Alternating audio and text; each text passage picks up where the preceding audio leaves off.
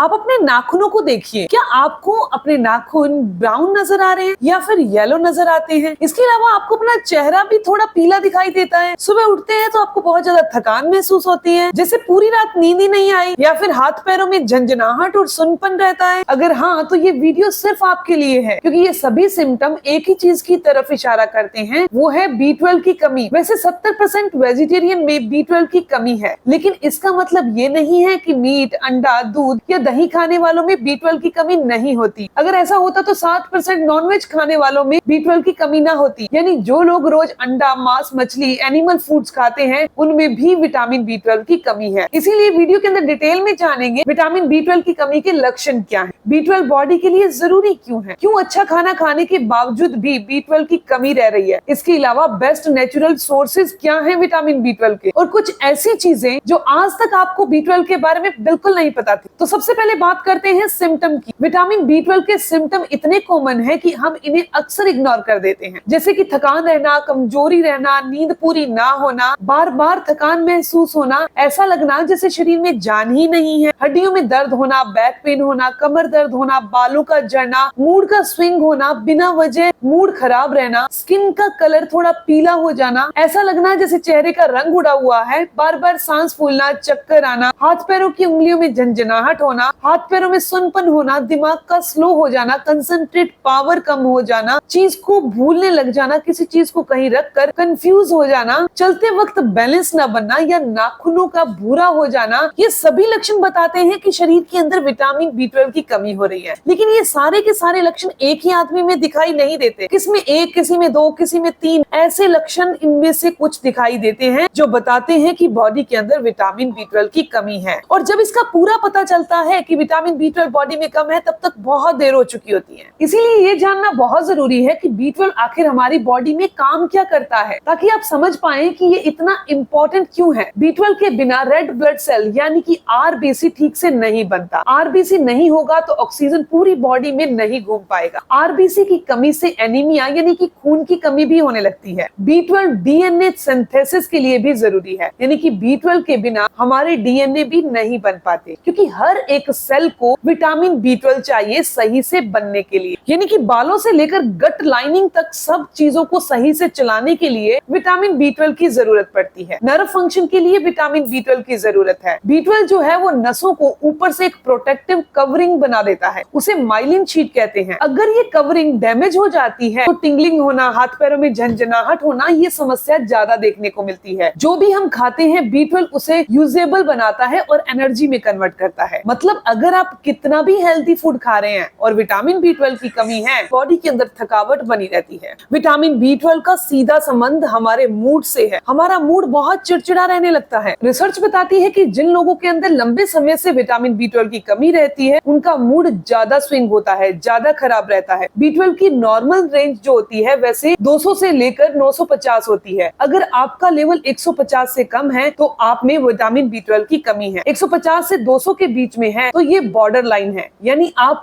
Danger zone में है। 200 से लेकर 950 के बीच में है तो ये हेल्दी रेंज है। वैसे हमारी बॉडी को डेली का 2.4 माइक्रोग्राम ही विटामिन B12 की जरूरत रहती है। इतनी कम मात्रा होने के बावजूद भी बहुत सारे लोगों में विटामिन B12 की कमी क्यों है? इसके पीछे दो मेन कारण है। पहला कारण है कि हमारी थाली के अंदर विटामिन B12 है ही नहीं, और दूसरा कारण है हमारी गट हेल्थ। हमारा पेट उस विटामिन B12 को अवशोषित ही नहीं कर पा रहा जो हम रोज खा रहे हैं। इसीलिए सबसे पहले ये समझना जरूरी है कि B12 को बॉडी में अवशोषित कराने के लिए हमारे पेट में हाइड्रोक्लोरिक एसिड यानी कि HCl चाहिए। ये एसिड फूड से विटामिन B12 को अलग करता है और हमारी बॉडी के सभी अंगों को देता है। लेकिन अगर किसी इंसान को लंबे समय से कॉन्स्टिपेशन रहता है, कब्ज रहता है, एसिड बहुत ज्यादा बनता है, जिसके कारण वो इंसान रोजाना एंटासिड खा रहा है, तो ये जो HCl है ये हमारी बॉडी से बाहर निकल जाएगा। इसका मतलब क्या होगा कि बॉडी में से वो एसिड जब बाहर निकल गया HCl, और फिर हमारे खाने में से विटामिन B12 है वो अलग नहीं हो पाएगा और बॉडी को एनर्जी के तौर पर नहीं मिल पाता। इसीलिए 60% नॉन वेजिटेरियन लोगों में भी विटामिन B12 की कमी होती है, क्योंकि पेट खराब होने से, चाहे आप चिकन खा रहे हैं, अंडा ले रहे हैं, दूध, दही सब ले रहे हैं,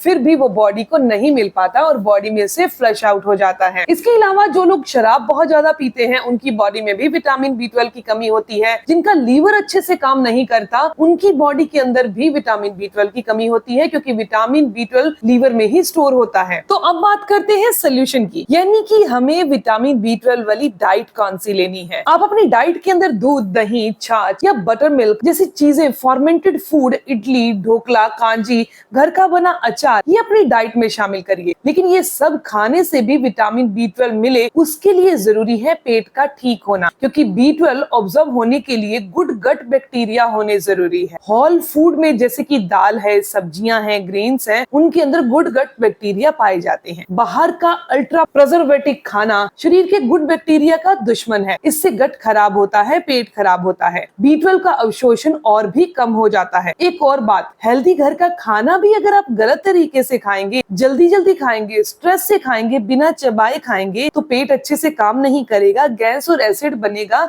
इससे भी हमारी बॉडी को गुड गट बैक्टीरिया कम हो जाएंगे और विटामिन B12 शरीर को नहीं मिल पाएगा। इसीलिए आपको चाहिए कि आपने रात को सोने से पहले 1 चम्मच त्रिफला पाउडर लेना है गुनगुने पानी के साथ, ताकि सुबह आपका पेट अच्छे से साफ हो जाए, पेट डिटॉक्स हो जाए। इसके अलावा एसिड नहीं बने, टॉक्सिन्स बॉडी में जमा नहीं हो। इसके अलावा सुबह सुबह उठकर पेट साफ के बाद 1 चम्मच मोरिंगा पाउडर भी गुनगुने पानी के साथ जरूर लें, या फिर आप मोरिंगा पाउडर को अपने आटे में डालकर गूंद लें और इसकी रोटी बनाकर खाएं। ये मोरिंगा और त्रिफला ये दोनों के दोनों इन्फ्लामेशन यानी सूजन को कम करते हैं, लीवर फंक्शन को भी अच्छा करते हैं। रोज सुबह उठते ही 1 या 2 गिलास गुनगुना पानी जरूर पिएं और अगर हो सके तो उसके अंदर आधा नींबू निचोड़ कर लें। दोस्तों, मैं उम्मीद करती हूँ, आशा करती हूँ कि इस वीडियो से आपने बहुत कुछ सीखा होगा, बहुत कुछ नया सीखा होगा। अगर आपको आज की ये जानकारी अच्छी लगी तो वीडियो को लाइक जरूर करिएगा, अपने दोस्तों के साथ जरूर शेयर करिएगा और ऐसी ही जानकारी आपको मिलती रहे चैनल को सब्सक्राइब कर लीजिए, बेल आइकन पर प्रेस करिएगा। मिलते हैं दोस्तों नेक्स्ट वीडियो में, तब तक के लिए गुड बाय।